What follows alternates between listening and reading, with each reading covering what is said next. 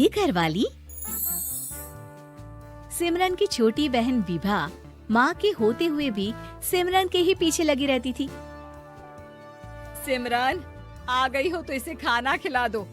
बोल रही है तुम जब तक नहीं खाओगी ये भी नहीं खाएगी। क्या है विभा, तुम खा लिया करो ना, मुझे ऑफिस से आने में देर हो जाती है। और कोई छोटी बच्ची तो हो नहीं तुम जो खाना भी नहीं खाती हो कि दीदी आएगी तो ही खाऊंगी। हाँ हाँ, छोटी बच्ची ही समझ लो। और एक बात, जब आपको पता है कि मैं आपके बिना नहीं खाती हूँ तो रोज रोज क्यों बोलती हो? अरे क्या है ये, दोनों बहनें कम माँ बेटी ज्यादा लगती हो। अरे दीदी की शादी हो जाएगी तब क्या करेगी बोल?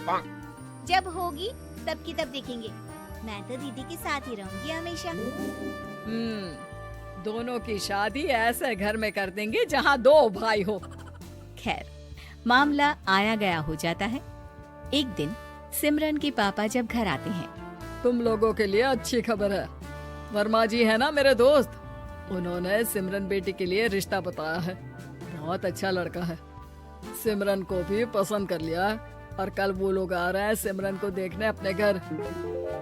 सिद्धांत अपने माता पिता के साथ सिमरन को देखने आता है। उसे सिमरन अच्छी लगती है और शादी तय हो जाती है।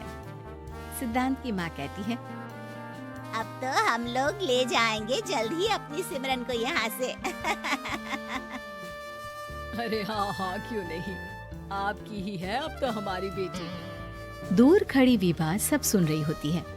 अब तो दीदी की शादी हो जाएगी, फिर तो वो चली जाएंगी। दीदी के बिना मैं कैसे रहूंगी? कुछ न कुछ तो करना ही होगा जिससे दीदी की शादी ही ना हो। सभी के जाने के बाद क्या शादी के बाद दीदी हम लोगों के साथ नहीं रहेंगी? अरे नहीं तो फिर क्यों रहेगी, शादी हो जाएगी तो अपने घर चली जाएगी ना। तो मैं भी जाऊंगी उनके साथ, मेरा भी सामान पैक कर देना। अरे कैसे बात कर रही हो विभा, दीदी के ससुराल छोटी बहन नहीं जाती। हाँ, कभी कभी जाकर मिलाना और रोज फोन पर भी बात कर लेना, ठीक है? नहीं पापा, आप तो जानते हैं मैं दीदी के बिना खाना भी नहीं खाती, ना ही मुझे उनके बिना नींद आती है। सिमरन बहन की बात सुनकर इमोशनल हो जाती है। अगले दिन से विभा खाना खाना छोड़ देती है। लोगों के लाख समझाने के बाद भी विभा ना खाती है ना ही सोती है। अंत में हार मानकर सिमरन सिद्धांत से मिलती है। सिद्धांत, मेरे मम्मी पापा ने बचपन से ही विभा और मुझे साथ रखा। वो मुझसे बहुत जुड़ी है। मुझे उसकी टेंशन रहेगी शादी के बाद, क्योंकि वो मेरे बिना नहीं रह सकती है। अरे ये तो छोटी सी बात है, वो हम लोगों के साथ हमारे घर में रह सकती है। जब उसकी अकल आ जाएगी या वो समझ जाएगी कि तुम्हारा घर वो नहीं बल्कि ये है, तो हम उसे घर छोड़ाएंगे, ठीक है? सिमरन खुश हो जाती है क्योंकि वो यही चाहती थी। वो माँ पिता से बात कर लेती है। अरे कैसी बात कर रही हो सिमरन, भला बेटी के ससुराल में हम छोटी बहन को कैसे भेज दे? जमाना क्या कहेगा? अरे तो पागल हो गया है, मना कर दे। इस शादी में इन लोगों का तो ये चलता ही रहेगा। कभी बहन यहाँ आ रही है, कभी वो बहन के पास जा रही है। अरे शादी हो रही है, कोई मजाक थोड़ी ना हो रहा है ना बाबा ना। माँ कैसी बात कर रही हो? सिमरन से मैं जुड़ाव महसूस कर रहा हूँ और इतनी सी बात के लिए इतनी अच्छी लड़की को कैसे छोड़ सकता हूँ? सिद्धांत की भी जिद होती है कि वो सिर्फ सिमरन से ही शादी करेगा, और होता भी वैसा ही है। सिद्धांत और सिमरन की शादी हो जाती है और दहेज में आ जाती है विभा।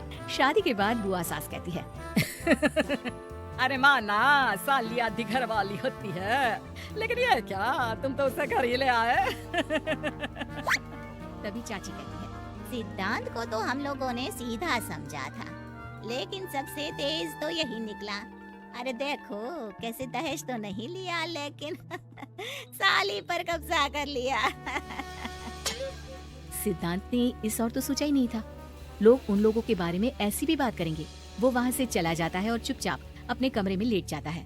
क्या हुआ सिद्धांत, तुम अचानक से परेशान हो गए, कोई बात है क्या? अरे नहीं, वो थक गया था ना, शादी की सारी तैयारी और रस्मों के बीच, सोच रहा हूँ थोड़ा आराम कर लूं। हाँ ठीक है, आप लेट जाइए, मैं विभा का बेड लगा देती हूँ जमीन पर।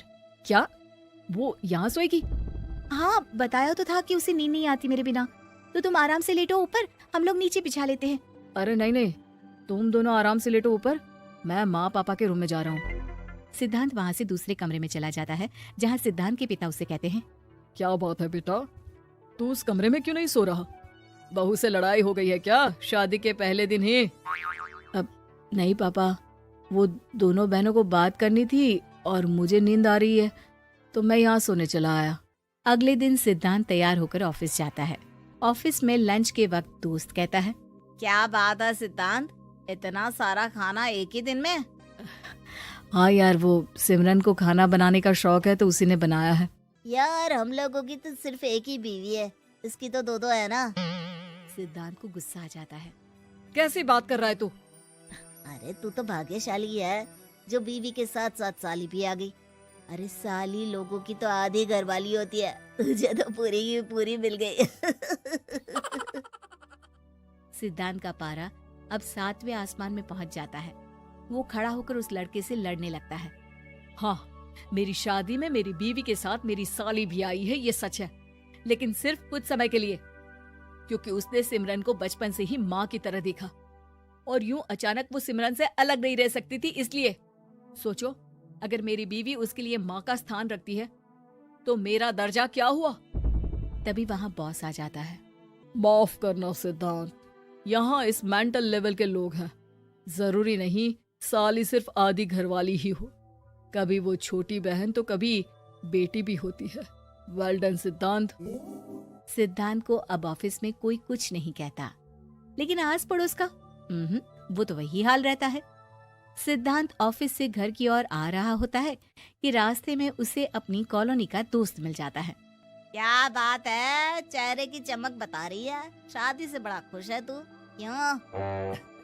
हाँ यार, अच्छी लड़की और अच्छा परिवार मिलना कहाँ होता है जल्दी आजकल। यार हमें भी दिला देना ऐसा परिवार जहाँ एक के साथ एक फ्री की स्कीम चल रही हो। सिद्धांत को फिर गुस्सा आ जाता है। वो दोस्त को मारने के लिए हाथ उठाता ही है कि वहाँ विभा आ जाती है। अरे जीजू, रहने दीजिए ना, ये लोग नहीं समझेंगे कि इंसानियत क्या होती है। ये सच है कि दीदी से कैसे दूर रहना, ये मुझे पता नहीं था। आपने मुझे दीदी के पास रहने का मौका देकर ये समझने का मौका दिया कि लड़की का असली घर उसका ससुराल होता है। मैं समझ चुकी हूँ, मैं जा रही हूँ जीजू, लेकिन मैं खुश हूँ कि आपने मुझे अपनी छोटी बहन समझा।